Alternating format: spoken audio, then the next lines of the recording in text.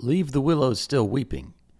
It's the fourth track off of my album June. I wanted this song to sound kind of like a nighttime setting. At least that was the picture in my head. A huge influence on this song was something akin to this. Oh, can you see it? Okay. Static and Silence.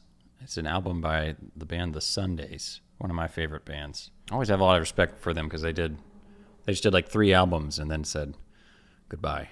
I really like the guitar work on their albums, especially this one. I think it's really tasty. David Gavirin, I think I'm saying that right. He has this thing where you got all these guitar tracks, and each one is sort of this designated little thing that's happening. So there's just all these melodies and counter melodies and all these things going on. I just kind of wanted to play in that world with this song. I really love, obviously it's like one of my favorite albums ever, Adore by Smashing Pumpkins. A very nighttime kind of album, and that was something that I wanted to go for with this one.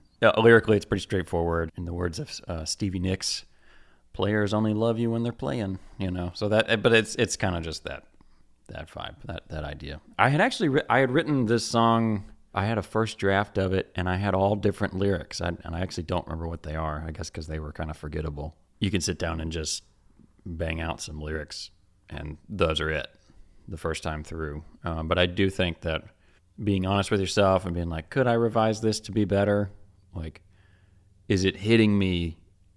Because that's always what I'm looking for, is like, is it hitting me emotionally? Do I feel like it's actually saying something? The first set of lyrics, I just didn't really feel like like I said, I don't remember what they were, but I guess one day I was listening back to the instrumental, and then that line feels like fickle fate. There's a lot of F's in there, but I like that. I think it's called alliteration, where it's like a lot of the same first letter, or the same sound. In that case, it was a lot of F's. That felt satisfying to sing. So it's a pretty guitar-heavy song. There's 12-string guitars, kind of doing these little fluttery things.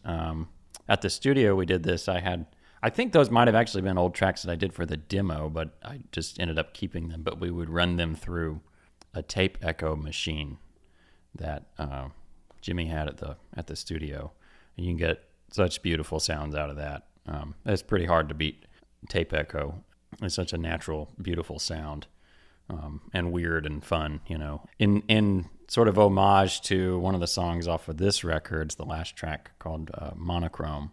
There's a lot of one guitar over here is doing something if it's a slide or a little kind of lick thing, and then the other one over here is doing another one of those kind of melodic little things. There was also something that I think what really happens a lot in the later Smashing Pumpkins 90s discography, so like Adore, Machina, that sort of thing, with I'm pretty sure it's like James Iha or whoever using an EBow. I didn't have an EBow, but what I did have, this pedal here, it's called the Freak Out. Spelled really funny. It's got a Q in the middle, but pretty cool pedal. If you don't like EBows, I would check this one out. So you can sort of dial in. It's like a feedback machine. I like it. I thought it's kind of a wacky pedal. Like you can't use it all the time, but if you find the right use for it, it's pretty fun. As well, I had this idea. It's like I want to have a guitar that sounds like it's in a room, more than it is like we just close mic to the amp. So Jimmy has this big stereo ribbon mic. The Joker's like this tall, seriously. We just had the amp going, and then we put the ribbon mic like 10 or 15 feet away. You can hear it in the song. There's places where it's kind of this guitar that feels a little further back into the space.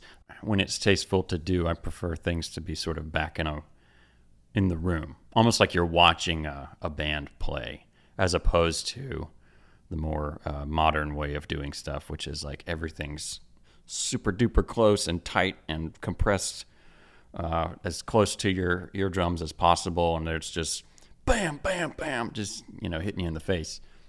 And I get there's time and place for everything, but my taste, I prefer to have things kind of like back in the way kind of back here. You're listening to it, but it feels there's a distance between you and the instruments Because I feel like that allows the listener to sort of step into the space and exist in there.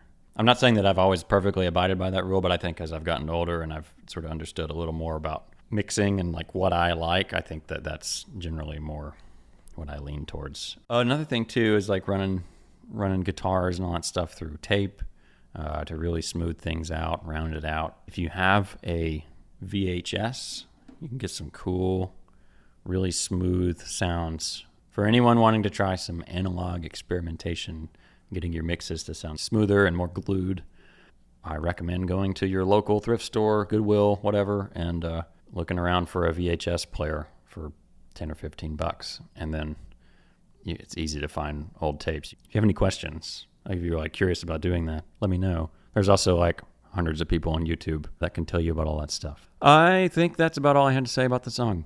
We'll keep plugging away at these tracks, talking about the behind the scenes stuff. So take it easy, my friends.